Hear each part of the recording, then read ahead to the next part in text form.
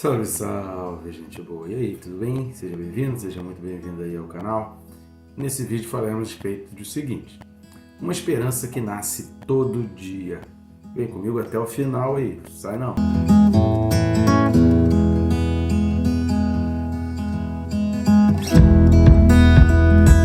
Só que antes, né, querido? Se você não está inscrito, inscreva-se, bem rápido. Só clicar aí no botão se inscrever.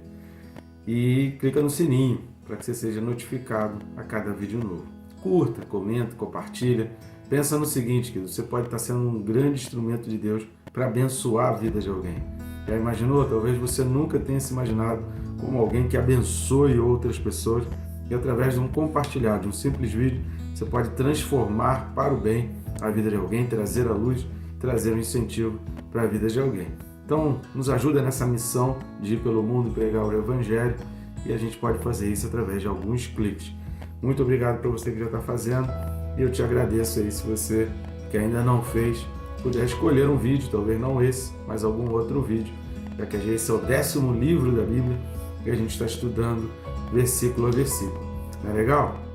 Texto desse vídeo, capítulo 2 de Apocalipse, do 18 ao 29.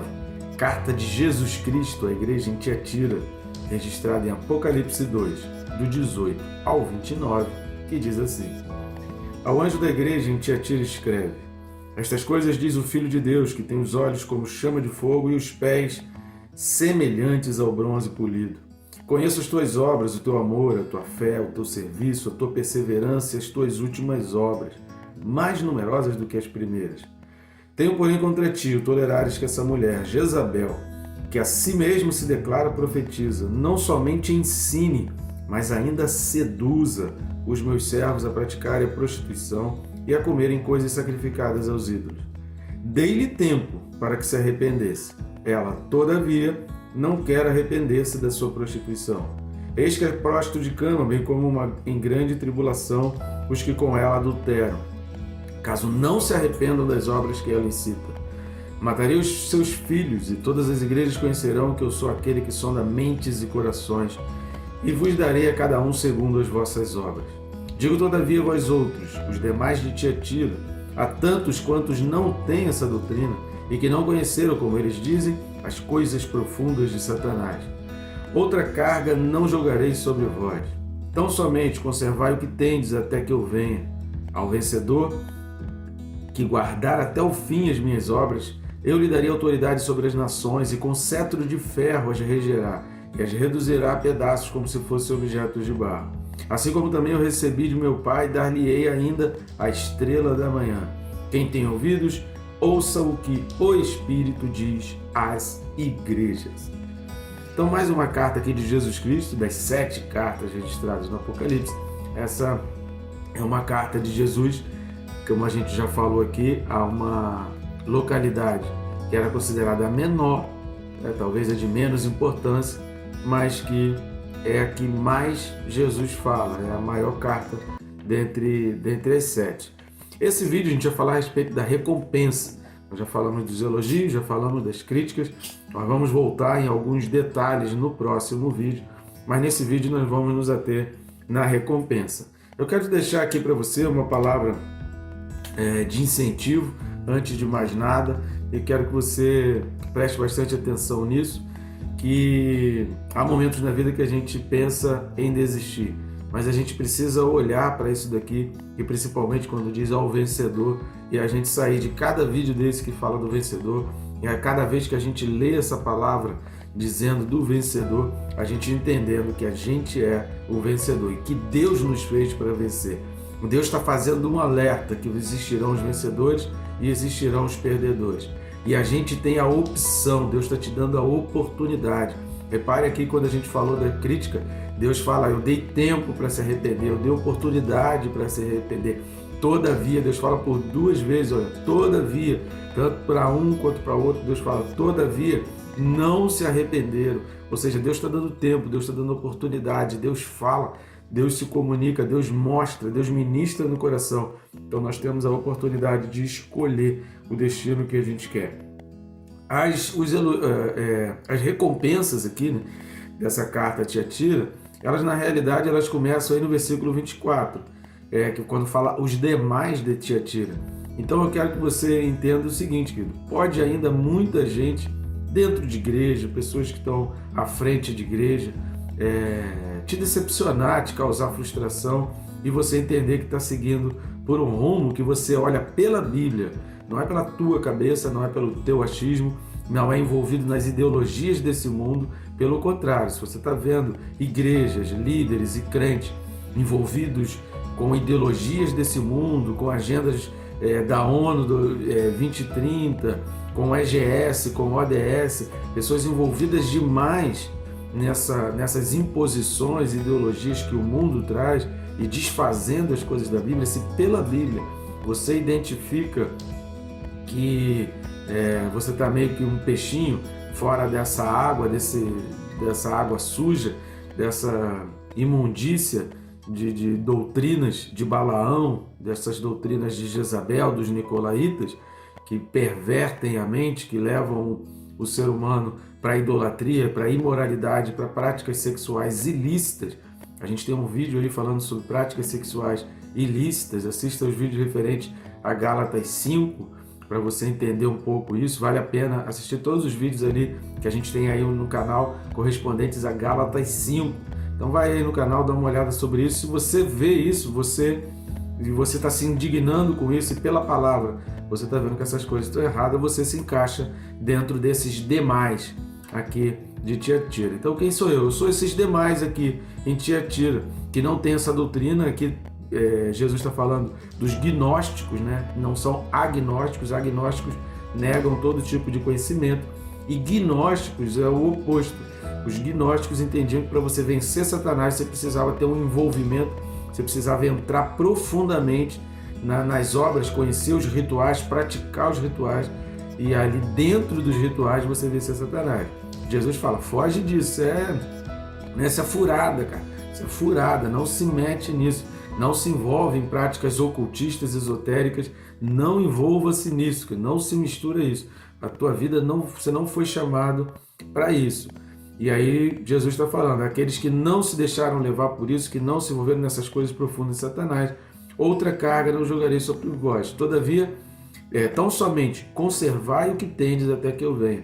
A preocupação de Jesus que até que ele pudesse voltar, ou até que eles pudessem seguir. E como está falando até que eu venha, é uma mensagem atemporal, uma mensagem que não está específica para aquele tempo. Até que Jesus venha, serve a expressão para nós também. E se Jesus está alertando ao perigo, Jesus está alertando assim, olha, conserva o que você tem até que eu venha. É porque ele sabe que existe a possibilidade da gente se envolver com outras coisas, acreditar em outras coisas e não permanecer firme naquilo que ele falou. Então, se ele está falando para conservar o que tem, para você ficar firme naquilo que ele deixou, é porque haveriam muitas pessoas que começariam bem na fé, mas que não acabariam na fé, se desviariam no meio do caminho. Ao vencedor que guardar até o fim, repare que novamente, que guardar até o fim, se ele está alertando para guardar até o fim, é porque existe, é claro, é evidente, é óbvio, uma possibilidade de isso se perder no meio da caminhada. Então não acredite, não se segure tão somente nessa expressão salvo para sempre, no sentido de você relaxar e que você não precisa se preocupar em guardar até o fim. Porque Jesus está alertando aqui, essa carta é para uma igreja, essa carta é para o povo cristão. Então muito cuidado com relação a essa sensação de que você pode tudo, de que você tem o domínio e que, humanamente falando, você tem poder sobre todas as coisas. Não cuida não para vigiar. Jesus falou a parábola da vigilância, Jesus falou a parábola das 10 virgens. Aqui nas cartas ele vem alertando para guardar até o fim, ou seja, tem possibilidade de que isso seja perdido no caminho. E eu lhe darei autoridade sobre as nações. Autoridade sobre as nações, que está se referindo aqui lá Apocalipse capítulo 20, quando está falando da prisão de 1000 anos de Satanás. Eu não vou meter aqui agora nessa questão, que a gente vai falar, a gente vai chegar lá em Apocalipse 20, se assim o Senhor permitir e se ele não voltar antes. E no versículo 5 de Apocalipse 20 fala, os restantes dos mortos não reviveram até que se completassem os 1000 anos. Esta é a primeira ressurreição. Bem-aventurado, versículo 6, e santo é aquele que tem parte na primeira ressurreição. Sobre esse, a segunda morte não tem autoridade. Pelo contrário, serão sacerdotes de Deus e de Cristo, e reinarão com ele os 1000 anos. Então, quando está falando aqui de daria autoridade sobre as nações, está falando do reinado ao lado de Cristo, está falando do reinado ao lado de Cristo acima das nações e com autoridade, porque serão escolhidos para julgar. Depois se dá uma lida no capítulo 20, completamente ali. E com cetro de ferro as regerá e as reduzirá a pedaços como objetos de barro. E o versículo 28, assim como eu recebi de meu Pai, dar-lhe-ei ainda a estrela da manhã. A estrela da manhã está se referindo lá a Números, capítulo 24, versículo 17. E por que é interessante a gente olhar Números 24? Porque é a profecia de Balaão, ou seja, a tentativa de Balaão de amaldiçoar o povo de Deus, como tinha gente ali que era crente de verdade, que era firme de verdade, Balaão não conseguiu. Então qual foi a estratégia posterior de Balaão, que ele não conseguiu amaldiçoar? Pelo contrário, Deus acabou usando Balaão para proferir bênçãos para o povo e reafirmar na mentalidade do povo que eles eram abençoados por Deus. E aí qual foi a estratégia de Balaão com Balaque? Minar através da imoralidade, através da prostituição, através dos pecados sexuais, minar naqueles que não eram firmes na fé e que não conseguiram guardar até o fim a sua fé, para que ele se enfraquecesse e que através daquele enfraquecimento pudesse ser uma porta aberta para destruir o povo. Mas glória a Deus que tudo isso caiu por terra. E no capítulo 25, a partir do capítulo 25 de Números, a gente vê a vitória de Deus sobre essa estratégia, assim como a gente está vendo lá em Apocalipse, que no final Deus vai vencer isso. Então, Números 24, versículo 17, fala assim: vê-lo-ei mais, não agora, contemplá-lo-ei, mas não de perto. Uma estrela procederá de Jacó, ou seja, Jesus Cristo. De Israel subirá um cetro que ferirá as têmporas de Moabe e destruirá todos os filhos de Sete. Então, essa estrela de Jacó aqui é a brilhante estrela da manhã. Vai ser mencionado sobre isso de novo lá em Apocalipse capítulo 22, no versículo 16, Apocalipse 22, no versículo 16, vai dizer o seguinte: eu, Jesus, enviei o meu anjo para vos testificar estas coisas às igrejas. Eu sou a raiz e a geração de Davi, a brilhante estrela da manhã. Então, quando eu vejo que essa profecia, essa palavra feita lá em Números, a respeito do descendente de Jacó, que seria essa brilhante estrela da manhã, que uma estrela procederia de Jacó, e quando Jesus fala dessa questão do fato de ser a estrela da manhã, depois você dá uma pesquisada aí, tem outros 3 textos também falando da estrela da manhã. Satanás até tenta se passar pela estrela da manhã, mas o que a gente vê como estrela da manhã é que a cada dia, o sol é uma estrela. A gente pensa que estrela é só à noite, mas o sol é uma estrela. A brilhante estrela da manhã está se referindo ao sol. Então, quando nasce o sol, querido, o que significa isso? Está renascendo a tua esperança. Então, a cada dia que nasce, querido, olhe para o sol e veja ali. Quando você parar assim todo dia, ou um dia ou outro, experimenta. Agora mesmo, não sei se está escuro aí nesse momento, você está assistindo esse vídeo aí onde você mora, mas se não está hoje ou amanhã, ou agora mesmo, acabou esse vídeo, dá uma parada aí, olha pela janela, olha na sua varanda, olha aí pela sua porta, ou então desce, dá um pulinho aí na calçada, se do teu apartamento não é possível ver o sol, mas dá uma olhada assim para o alto, para o céu, mesmo que não fique de frente exatamente para o sol, mas você vê a claridade e você agradeça a Deus e diga: obrigado, Senhor, porque o Senhor está renovando sobre mim a tua esperança. Quando Jesus fala brilhante estrela da manhã, Jesus está falando de uma renovação de esperança todo dia. Todo dia Deus traz sobre nós uma esperança a ser renovada. Então eu dar-lhe ainda a estrela da manhã, ou seja, para o vencedor, Deus vai dizer assim: a tua esperança renasce como a luz da aurora. A tua esperança está renascendo.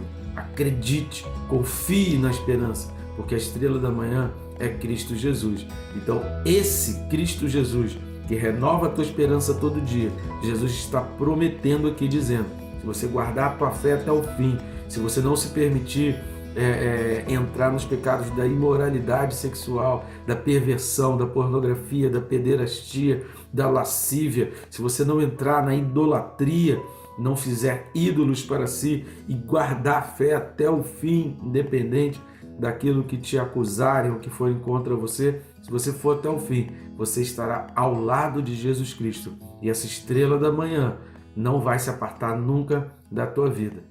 Aqueles que têm medo do crepúsculo, medo da noite, o que significa isso? Por que pessoas têm medo do crepúsculo? Por que crianças recém-nascidas elas ficam meio que com o espírito perturbado no crepúsculo? Por que existe esse medo, esse problema do crepúsculo? Porque nós fomos criados para viver ao lado de Cristo. E a Bíblia vai falar, a gente vai ver isso no final lá do Apocalipse, onde essa estrela brilhará todo sempre, que lá no céu a gente já não vai mais precisar do sol, porque a glória de Deus estará brilhando e iluminando para sempre. Então nós fomos criados para viver diante, perante e ao lado da brilhante estrela da manhã. Nós não fomos criados para viver nas trevas e na escuridão. Então é por isso que pessoas, então toda vez que bater esse medo, esse problema com relação ao crepúsculo, ao fim da tarde ou à noite, uma vez que bater essa preocupação, esse medo, dobra o teu joelho, ora, e para você começar a vencer isso, você começar a ver esse medo ir embora, cria o hábito de manhã cedo olhar para o sol e cada vez que você olhar o sol, falar: obrigado, Senhor, porque a esperança do meu futuro está se renovando, porque há esperança para mim. Se está nascendo o sol, é porque tem esperança de milagre na minha vida. Se está nascendo o sol, é porque Deus quer fazer coisas maravilhosas e tremendas na minha vida. E se está nascendo o sol, é porque Deus tem uma promessa maravilhosa sobre a minha vida. Então agradeça cada dia que nascer, agradeça pelo sol. E o versículo 29 novamente vai falar: quem tem ouvidos, ouça o que o Espírito diz às igrejas. A partir do capítulo 13, a gente vai começar a ver uma outra época em que o Espírito já não está falando mais às igrejas. Então, gente boa, guarda essa palavra, guarda essa esperança, acredite. Se o teu coração está conturbado, se você está passando por situações em que você não tem esperança, você está olhando para a situação talvez do país, da tua empresa, dos teus negócios, das tuas finanças, não perca a esperança. A cada dia que o sol nascer, você olhe para lá e fala assim: Senhor, o Senhor é a brilhante estrela da manhã. Esse sol é forte, está iluminando toda a terra. Cada dia está iluminando, cada horário está iluminando um lado, iluminando mais uma faixa da terra, mas durante 24 horas toda a terra é iluminada por esse sol. Mas há uma luz que brilha muito mais forte do que isso, e é o Senhor. Obrigado, Deus, porque a tua luz brilha na minha vida. E a cada manhã eu posso perceber, eu posso sentir, eu posso meditar. É uma oportunidade que Deus está dando para você meditar em cima dessa palavra dele, de que a tua esperança, a esperança para a tua vida, para coisas melhores na tua vida, renasce a cada dia. Todo dia a gente tem essa esperança renovada. Você nasceu para ser um vencedor. Creia nisso, não deixe o diabo colocar coisas na tua vida dizendo que você não nasceu para vencer. Você nasceu para vencer as tribulações, as tentações, a cobiça e toda a pressão que o mundo tenta trazer sobre a tua mente. Lembra que Jesus fala aqui de mente e corações. Ele sonda mente e corações. Leia Hebreus 4, versículo 12, e que Deus te abençoe, rica e abundantemente.